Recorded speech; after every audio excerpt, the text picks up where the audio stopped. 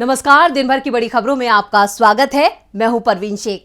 आज इस बुलेटिन में बात होगी सावरकर पर राहुल के करारे वार की, मोदी राज में बड़े हेट स्पीच के मामलों की, जानेंगे अखिलेश और शिवपाल की मुलाकात के क्या हैं सियासी मायने, देश में फिर क्यों हल्ला बोलने की तैयारी में हैं किसान, बात करेंगे मोरबी पुल हादसे में गुजरात सरकार से हुई चूक की, ज्ञान वापी मामले में आए नए मोड़ की, और बुलेटिन के आखिर में बात होगी एलपीजी गैस सिलेंडर में हुए बड़े बदलाव की। लेकिन तमाम बड़ी खबरों से पहले एक नजर सुर्खियों पर।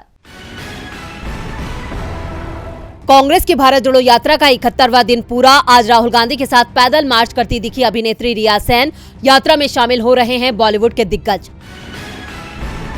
कर्नाटक में गरमाई सियासत, सीएम बसवराज बोम्मई पर कांग्रेस का गंभीर आरोप, कहा मतदाताओं का डाटा चोरी करते हैं मुख्यमंत्री। अवैध खनन घोटाले में ईडी के सामने पेश हुए हेमंत सोरेन, मीडिया से बोले बीजेपी कर रही है आदिवासियों की भलाई चाहने वाली सरकार को गिराने की साजिश। गिरावट के साथ बंद हुआ शेयर बाजार, सेंसेक्स 230 अंकों की गिरावट के साथ 61,750 अंक पर हुआ बंद। निफ्टी 65 अंक की गिरावट के साथ 18,243 पर हुआ बंद। तो ये थी सुर्खियां और अब बात आज की सबसे बड़ी खबर की।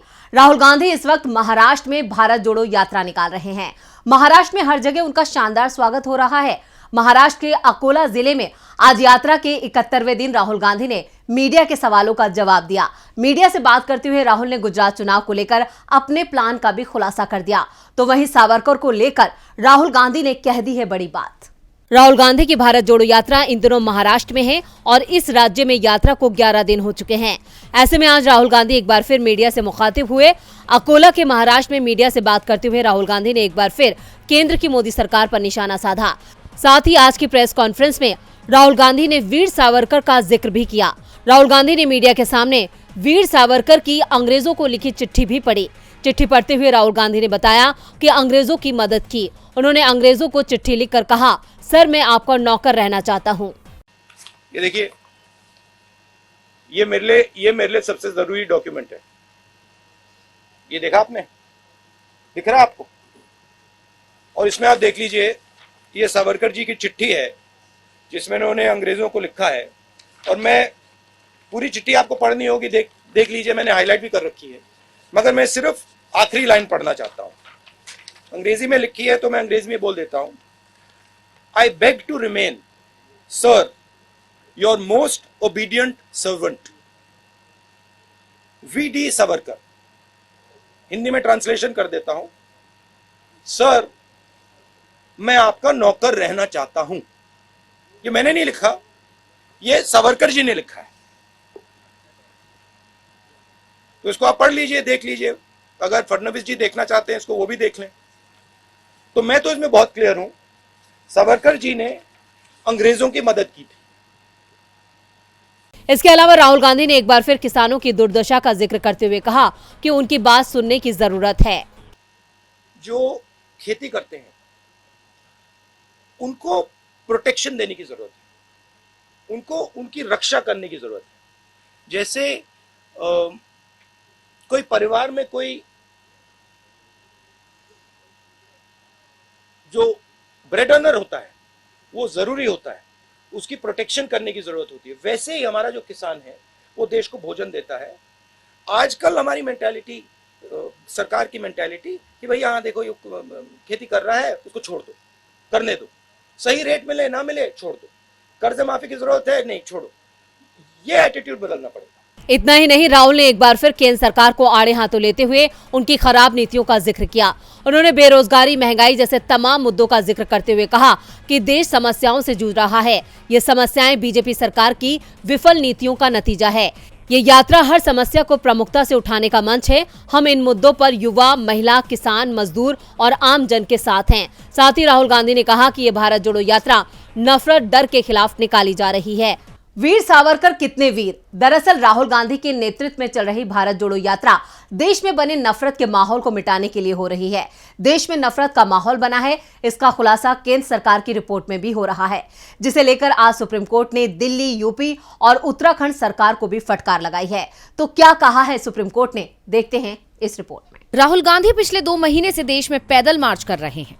राहुल गांधी की भारत जोड़ो यात्रा देश में फैली नफरत को खत्म करने के लिए निकाली जा रही है। राहुल गांधी बार बार ये कह रहे हैं कि देश को बांटा जा रहा है। राहुल के इस बयान पर एनसीआरबी के आंकड़े और सुप्रीम कोर्ट के एक बयान ने मोहर लगा दी है। हेट स्पीच से जुड़े एक मामले में सुप्रीम कोर्ट ने बताया कि 2014 के बाद से राजनेताओं और सार्वजनिक पदाधिकारियों के खिलाफ हेट स्पीच के मामलों में लगभग 500% की वृद्धि हुई है। इससे पहले 21 अक्टूबर को सुप्रीम कोर्ट ने मामले की सुनवाई के दौरान कहा था, ये 21वीं सदी है, हम धर्म के नाम पर कहां पहुंच गए हैं। कोर्ट ने अधिकारियों को निर्देश दिया कि वो ऐसे मामलों के खिलाफ खुद कार्रवाई करें या अवमानना के आरोपों का सामना करें। अदालत ने कहा, अगर अधिकारी कार्रवाई करने में विफल रहते हैं तो अवमानना शुरू की जाएगी। सुप्रीम कोर्ट ने आगे कहा कि भारत में मामलों की स्थिति एक ऐसे देश के लिए चौंकाने वाली थी जिसे धर्म तटस्थ माना जाता है। जजों ने कहा, भारत का संविधान व्यक्ति की गरिमा सुनिश्चित करने वाले नागरिकों के बीच एक धर्मनिरपेक्ष राष्ट्र और बंधुत्व की परिकल्पना करता है। राष्ट्र की एकता और अखंडता प्रस्तावना में निहित मार्गदर्शक सिद्धांतों में से एक है। इसके अलावा सुप्रीम कोर्ट ने 3 राज्यों दिल्ली, उत्तर प्रदेश और उत्तराखंड को नफरती भाषा की घटनाओं में शामिल व्यक्तियों के खिलाफ की गई कार्रवाई का विवरण देने वाली एक रिपोर्ट प्रस्तुत करने का आदेश दिया। अदालत की बेंच ने कई अधिकारियों से अभद्र भाषा की घटनाओं पर नकेल कसने और अदालत को एक रिपोर्ट पेश करने का भी आग्रह किया। गौरतलब है कि नेशनल क्राइम रिकॉर्ड्स ब्यूरो की हालिया रिपोर्ट में हेट स्पीच को लेकर चौंकाने वाला खुलासा हुआ था। इसमें बताया गया था कि पिछले 7 सालों में हेट स्पीच के सबसे ज्यादा मामले दर्ज किए गए हैं। ऐसे मामलों में रिकॉर्ड 500% की बढ़ोतरी हुई है। एनसीआरबी डेटा के मुताबिक 2014 में हेट स्पीच के सबसे कम यानी 323 मामले दर्ज किए गए, जो 2020 में बढ़कर 1804 हो गए। देश को बांटने और नफरत को लेकर राहुल गांधी खुद सड़कों पर पैदल मार्च कर रहे हैं। अपनी भारत जोड़ो यात्रा में राहुल गांधी ने इस मुद्दे को जोर शोर से उठाया। तो क्या अब सुप्रीम कोर्ट ने भी राहुल गांधी की बात मान ली है? बात तो चाचा शिवपाल यादव ने भी अखिलेश की मान ली है। तभी तो आज दोनों एक ही फ्रेम में नजर आए। मैनपुरी चुनाव ने सपा परिवार को फिर से एक कर दिया है और इस एकजुटता ने बीजेपी के प्लान को फ्लॉप कर दिया है। बीजेपी ने मैनपुरी सीट से शिवपाल यादव के करीबी रघुराज शाक्या को मैदान में उतारा। शाक्या के सारे शिवपाल को साधने की कोशिश की, लेकिन अखिलेश यादव ने ऐसा दांव चला जिससे बीजेपी की सारी कोशिशें फेल हो गई हैं। अखिलेश यादव आज सुबह अपनी पत्नी और मैनपुरी से सपा उम्मीदवार डिंपल यादव के साथ सफाई में शिवपाल के घर पहुंच गए। मैनपुरी के पूर्व सांसद धर्मेंद्र यादव भी इस दौरान अखिलेश के साथ थे। चारों के बीच 1 घंटे से ज्यादा समय तक मुलाकात चली। इस मुलाकात की फोटो अखिलेश यादव ने अपने ट्विटर हैंडल पर पोस्ट की। तस्वीर के साथ लिखा कि नेताजी और घर के बड़ों के साथ साथ मैनपुरी की जनता का भी आशीर्वाद साथ है। शिवपाल से मुलाकात से पहले अखिलेश ने उन्हें फोन भी किया था और उससे पहले उपचुनाव के लिए शिवपाल को स्टार प्रचारक भी बना दिया था। अखिलेश पूरे परिवार को एकजुट करने में लगे हैं और इसमें उन्हें सफलता भी मिल रही है। दरअसल बुधवार को ही प्रगतिशील समाजवादी पार्टी के चीफ शिवपाल यादव ने सफाई में अपने समर्थकों की बैठक बुलाई थी। बैठक में उन्होंने कहा था कि डिंपल यादव परिवार की बहू हैं, उन्हें जिताने के लिए पूरी ताकत से जुटना है। और अब अखिलेश यादव की शिवपाल के घर जाकर मुलाकात से साफ है कि मुलायम सिंह का पूरा परिवार चुनाव में एक साथ है और जल्द ही शिवपाल यादव भी खुलकर चुनाव प्रचार में कूद पड़ेंगे। इससे साफ है कि शिवपाल से मदद की जो उम्मीद बीजेपी उम्मीदवार रघुराज शाक्या ने लगाई थी वो अब टूट चुकी है। शिवपाल ने डिंपल का समर्थन करने और प्रचार करने का ऐलान कर दिया है। मैनपुरी सीट पर 5 दिसंबर को वोटिंग होनी है और नतीजे 8 दिसंबर को आएंगे। इस सीट पर कांग्रेस और बीएसपी ने अपना उम्मीदवार नहीं उतारा है। कांग्रेस ने डिंपल के समर्थन का ऐलान किया है तो बीएसपी ने किसी भी दल का समर्थन नहीं किया है। मैनपुरी पर नजरें गड़ाए बीजेपी का गणित पूरी तरह से गड़बड़ा गया है, जिसका सीधा फायदा डिंपल यादव को मिलता नजर आ रहा है। इधर किसानों ने भी मोदी सरकार की मुश्किलों में इजाफा करने का मन बना लिया है।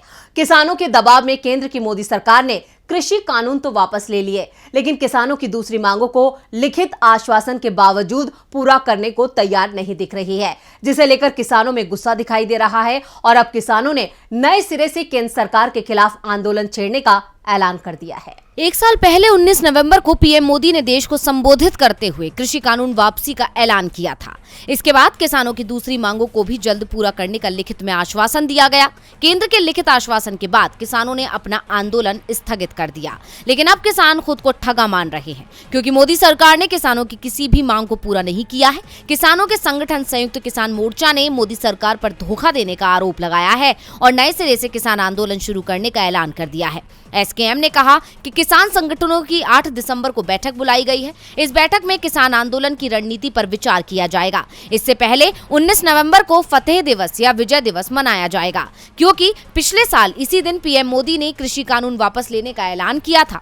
26 नवंबर को देश भर के राजभवनों की ओर किसान मार्च निकालेंगे। 11 दिसंबर को सभी राजनीतिक दलों के लोकसभा और राज्यसभा सदस्यों के कार्यालयों तक मार्च का आयोजन किया जाएगा। एसकेएम ने केंद्र सरकार पर आरोप लगाते हुए कहा कि केंद्र के आश्वासन पर 9 दिसंबर 2011 को किसानों ने विरोध प्रदर्शन समाप्त कर दिया था, लेकिन केंद्र सरकार किसानों के साथ किए लिखित वादों से मुकर गई है। एसकेएम ने दावा किया कि केंद्र सरकार ने न्यूनतम समर्थन मूल्य यानी एमएसपी पर समिति का गठन अभी तक नहीं किया। साथ ही आंदोलन के दौरान किसानों के खिलाफ दर्ज किए गए झूठे मामले भी अभी तक वापस नहीं लिए गए हैं। सरकार किसानों की सबसे बड़ी मांग एमएसपी पर कानूनी गारंटी पर विचार करने को ही तैयार नहीं दिख रही है। मोदी सरकार के खिलाफ किसानों की हुंकार बीजेपी के लिए खतरे की घंटी है। खतरे की घंटी तो गुजरात हाईकोर्ट ने बीजेपी सरकार के खिलाफ बजा दी है। मोरबी पुल हादसे को लेकर आज हुई सुनवाई में दायर हलफनामे में मोरबी नगर पालिका ने अपनी गलती मान ली है। अब इस मामले की अगली सुनवाई 24 नवंबर को होगी। 30 अक्टूबर को मोरबी में पुल हादसे में 140 से ज्यादा लोगों की जान चली गई थी।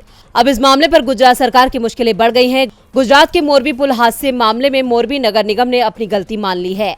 हाईकोर्ट में दायर हलफनामे में मोरबी नगर पालिका ने कहा कि बिना फिटनेस सर्टिफिकेट के ब्रिज नहीं खोला जाना चाहिए था। आपको बता दें कि 30 अक्टूबर को हुए हादसे में 140 से ज्यादा लोगों की जान चली गई थी। मरने वालों में 50 से ज्यादा बच्चे शामिल थे। गुजरात हाईकोर्ट ने बुधवार को 2 नोटिसों के बावजूद स्टेटस रिपोर्ट दाखिल करने में देरी को लेकर मोरबी नगर पालिका को चेतावनी दी थी। अदालत ने कहा था, कल आप स्मार्ट तरीके से काम कर रहे थे, अब आप मामले को हल्के में ले रहे हैं, इसलिए या तो आज शाम तक अपना जवाब दाखिल करें या फिर 1 लाख रुपए का जुर्माना अदा करें। कोर्ट ने मोरबी नगर निगम को 7 नवंबर को नोटिस जारी कर 14 नवंबर तक जवाब मांगा था, लेकिन निगम जवाब देने में विफल रहा। कोर्ट ने 15 नवंबर को एक और दिन का वक्त दिया था, लेकिन निगम जवाब दाखिल करने में विफल रही। निगम ने आज हुई सुनवाई में हलफनामा पेश किया और इस हलफनामे में मोरबी नगर पालिका ने अपनी गलती मान ली। पिछले हफ्ते गुजरात हाईकोर्ट ने इस मामले को खुद उठाया था, जिसके बाद बेंच ने राज्य सरकार, गुजरात मुख्य सचिव, मोरबी नगर निगम, शहरी विकास विभाग, गुजरात गृह मंत्रालय और राज्य मानवाधिकार आयोग को इस मामले में पक्षकार बनाने का निर्देश दिया था और उनसे रिपोर्ट मांगी थी। अब इस मामले की अगली सुनवाई 24 नवंबर को होगी। इधर हादसे को लेकर पूर्व मुख्यमंत्री दिग्विजय सिंह ने बीजेपी पर बड़ा आरोप लगाया है। उन्होंने कहा है कि जब मैं मोरबी घटनास्थल पर पहुंचा तो मुझे पता चला कि पुल गिरने के समय कोई पुलिसकर्मी मौजूद नहीं था। बीजेपी की बैठक 4 किलोमीटर दूर हो रही थी, वहां पहुंचने में 10 मिनट लगते हैं, लेकिन दुर्घटना के बाद बैठक 1 घंटे तक चली। मैं इसकी निंदा करता हूं। गुजरात हाईकोर्ट की सख्ती का नतीजा है कि सरकारी विभाग ने अपनी चूक मान ली। अब देखना होगा कि कोर्ट इस मामले में गुनहगारों को क्या सजा देती है, क्योंकि इस हादसे ने गुजरात की बीजेपी सरकार पर सवालिया निशान जरूर लगा दिया है। सवाल तो ज्ञानवापी मस्जिद मामले को लेकर भी खड़े हो रहे हैं। ज्ञानवापी परिसर हिंदुओं को सौंपने सहित 3 मांगों से जुड़ी याचिका पर आज कोर्ट का आदेश आ गया। क्या है कोर्ट का आदेश, देखते हैं इस रिपोर्ट में। ज्ञानवापी परिसर में मिले कथित शिवलिंग को लेकर मामला देश की अलग अलग कोर्ट में चल रहा है। हिंदू पक्ष शिवलिंग की पूजा के अधिकार के साथ ही अब इस पूरे परिसर पर ही दावा कर रहा है, जबकि जिसे हिंदू पक्ष शिवलिंग मान रहा है उसे मुस्लिम पक्ष कुछ और ही बता रहा है। हिंदू पक्ष की ओर से किरण सिंह बिसेन और दूसरे पक्षकारों ने याचिका कोर्ट में दाखिल की थी, जिसका विरोध मुस्लिम पक्ष की ओर से किया गया था। अंजुमन इंतजामिया मस्जिद कमेटी की दलील थी कि किरण सिंह बिसेन की याचिका सुनवाई के योग्य नहीं है। दरअसल बिसेन ने अपनी याचिका में अदालत से मांग की थी कि ज्ञानवापी परिसर में मुस्लिम पक्ष का प्रवेश प्रतिबंधित किया जाए। इसके साथ ही जिस परिसर में शिवलिंग मिला है उसे हिंदू पक्ष को सौंपा जाए। परिसर में मिले ज्योतिर्लिंग की नियमित पूजा पाठ करने का अधिकार दिया जाए, लेकिन मुस्लिम पक्ष इसका विरोध कर रहा था। सिविल जज महेंद्र कुमार पांडे की अदालत में आज हुई सुनवाई के बाद किरण सिंह बिसेन की याचिका को सुनवाई योग्य मानते हुए मुस्लिम पक्ष की याचिका को खारिज कर दिया।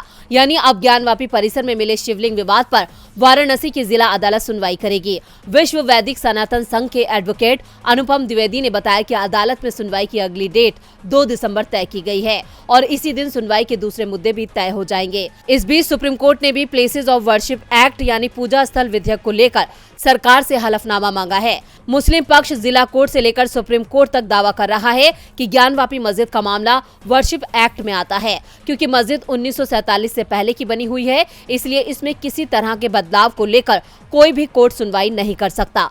और बुलेटिन के आखिर में बात एलपीजी गैस सिलेंडर में होने वाले बड़े बदलाव की। सरकार एलपीजी गैस सिलेंडर यूज करने वाले ग्राहकों के लिए कड़ा कदम उठाने जा रही है। गैस की चोरी करने वालों की अब खैर नहीं है। सरकार ने अब गैस सिलेंडर पर QR कोड लगाने का एक्शन ले लिया है और सरकार की ये योजना 3 महीने के अंदर अमल में आ जाएगी। एक तरफ गैस सिलेंडर की बढ़ती कीमतों से आम आदमी का पहले ही दम निकला हुआ है, तो दूसरी तरफ एलपीजी सिलेंडर में गैस की चोरी भी आम जनता की मुश्किलों में इजाफा कर देती है। लेकिन सरकार अब एलपीजी सिलेंडर को QR कोड से लैस करने जा रही है। इससे ग्राहकों को कई तरह की सुविधाएं मिलेंगी। केंद्रीय पेट्रोलियम और प्राकृतिक गैस मंत्री हरदीप सिंह पुरी की माने तो अब एलपीजी गैस सिलेंडर से गैस की चोरी को रोकने के लिए सरकार सिलेंडर को QR कोड से लैस करेगी। ये कुछ आधार कार्ड जैसा होगा। इस QR कोड के जरिए गैस सिलेंडर में मौजूद गैस की ट्रैकिंग करना आसान हो जाएगा। इसके साथ ही अगर अब कोई गैस सिलेंडर में गैस की चोरी करता है तो उसे ट्रैक करना भी काफी आसान हो जाएगा। हरदीप सिंह पुरी ने वर्ल्ड एलपीजी वीक 2022 के खास अवसर पर यह जानकारी दी है। अब जल्द ही सभी एलपीजी सिलेंडर पर QR कोड लगा दिया जाएगा। सरकार ने प्रोजेक्ट पर काम करना शुरू कर दिया है। 3 महीने के अंदर इस काम को पूरा करने का टारगेट रखा गया है। ध्यान देने वाली बात यह है कि नए गैस सिलेंडर में QR कोड डाला जाएगा। वहीं गैस सिलेंडर में QR कोड के मेटल स्टिकर को गैस सिलेंडर पर चिपकाया जाएगा। खबरों के मुताबिक गैस सिलेंडर में QR कोड की मौजूदगी से इसकी ट्रैकिंग आसान हो जाएगी। पहले गैस कम मिलने की शिकायत करने पर इसकी ट्रैकिंग आसानी से नहीं हो पाती थी, लेकिन अब QR कोड लग जाने के बाद इसे ट्रैक करना आसान होगा।